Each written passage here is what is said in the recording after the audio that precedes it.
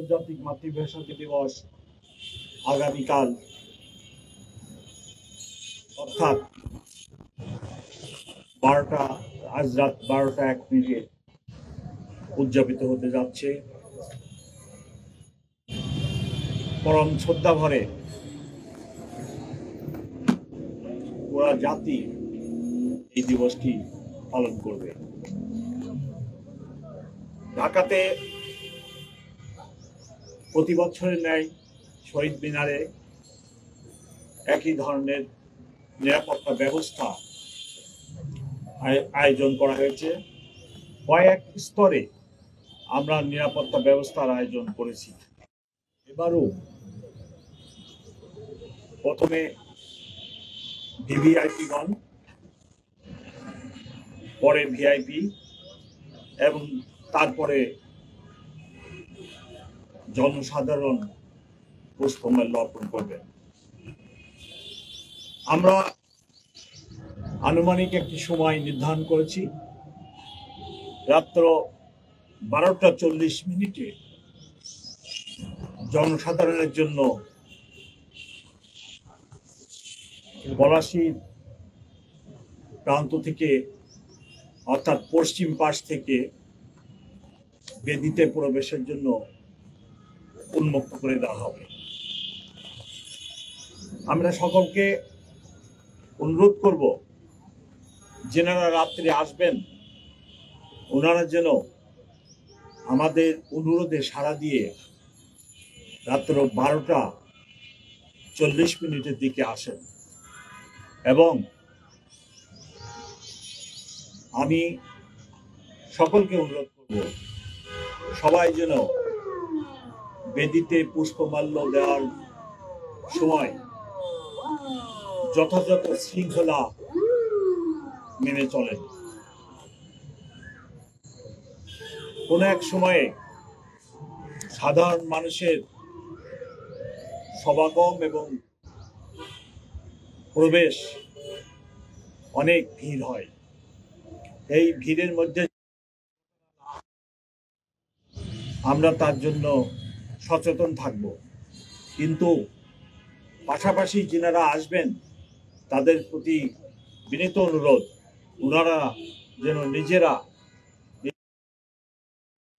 ওনাদের mobile, money bag এবং অন্যান্য ভ্যালুয়েবল যা থাকবে সেগুলার দিকে সতর্ক দৃষ্টি রাখেন। নিরাপত্তা ব্যবস্থা 3-4 স্তরে নেওয়া হয়েছে এবং আজকে সন্ধ্যায় প্রথমে 5টায় এবং পরবর্তীতে রাত্র 8টায়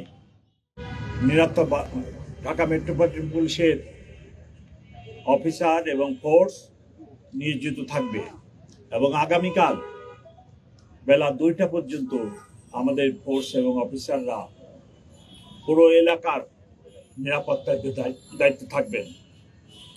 এখন পর্যন্ত আমরা নিরাপত্তা সংক্রান্ত কোনো আশঙ্কা দেখি না। এই ব্যবস্থার ভিতরে metal detector, archway checking, manually দেহ তল্লাশির ব্যবস্থা থাকবে। কোনরূপ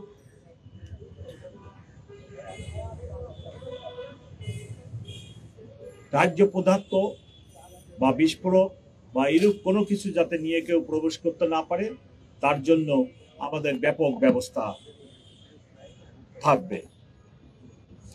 আপনারা জানেন প্রচুর লোক সমাগম হয়, সেই জন্য সবাইকে ধৈর্য ধারণ করতে হবে। সাথে সাথে শহীদ মিনারে 1 কিলোমিটার রেডিয়াসের ভিতরে আমাদের বিভিন্ন মোবাইল টিম সতর্ক অবস্থায় নিরাপত্তা ব্যবস্থা নিশ্চিত করবে। সাথে সাথে এই ব্যবস্থার সাথে ট্রাফিক ব্যবস্থাও সংযুক্ত আছে। আমরা ট্রাফিক ব্যবস্থা নিয়ন্ত্রণের জন্য একটি প্রোগ্রাম করেছি। আমার অতিরিক্ত কমিশনার ট্রাফিক উনি ট্রাফিক ব্যবস্থা সম্পর্কে আপনাদেরকে এখন জানাবে। Thank you.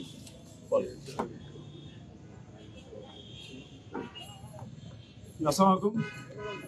আমরা মূলত স্যার যেটা বলেছেন যে 1 কিলোমিটার রেডিয়াসে যাতে গাড়ি প্রবেশ না করতে পারে, যেহেতু এখানে জনসমাগম ব্যাপক আকারে হবে, সেই জন্য মূলত 7টা আউটার পেরিফেরিতে রোড ব্লক লাগিয়ে বন্ধ করে দেওয়া হবে এখানে গাড়ি নিয়ে ঢোকা।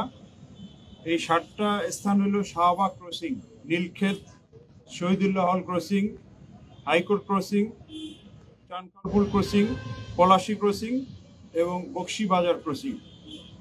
মূলত এখান দিয়ে মানুষ আসতে পারবে না একটা ছাড়া, সেটা হলো আমাদের যে চলাচলের রাস্তা, সেটা হলো পলাশী থেকে ভাস্কর্য হয়ে জগন্নাথ হল ক্রসিং হয়ে কেন্দ্রীয় শহীদ মিনারে আসতে পারবে। আবার এক্সিট পয়েন্ট হলো শহীদ মিনারে শ্রদ্ধা নিবেদন শেষে রোমানা ক্রসিং হয়ে দোয়াল চত্বর হয়ে অন্যদিকে বেরোতে পারবেন। এটা হলো এক্সিট পয়েন্ট। ব্যারিকেড পয়েন্টে আমাদের যথেষ্ট পরিমাণ ট্রাফিক পুলিশ সহ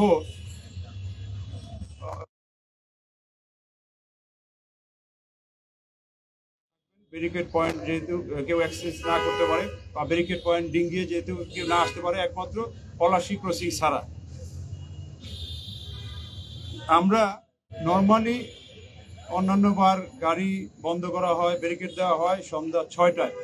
তা আমরা ঢাকা শহরের ট্রাফিক জ্যামের পরিস্থিতি বিবেচনা করে এটা পিছিয়ে নিয়ে সর্বশেষ 9টা বন্ধ হয়ে যাবে কনফার্ম, 8টা বন্ধ হতে পারে, ডিপেন্ড করবে শাহবাগ এলাকায় কোনো কিছু হলো কি না, আন্দোলন বা অবরোধ হলে জ্যাম বেড়ে যাবে, ওইটা ক্লিয়ার করে আমরা বন্ধ করবো সর্বশেষ 9টায়। তা আমরা আশা করব মিডিয়ার মাধ্যমে এখানে ট্রাফিকের যে স্কেচ ম্যাপটা দেওয়া আছে এটা প্রচার করলে জনসাধারণ জানতে পারবে এবং সেই অনুযায়ী তারা চলাচল করতে পারবে। স্যার যেটা বলেছেন ইম্পর্টেন্ট পয়েন্ট, যে 12টা 1 থেকে 12টা 40 পর্যন্ত ভিভিআর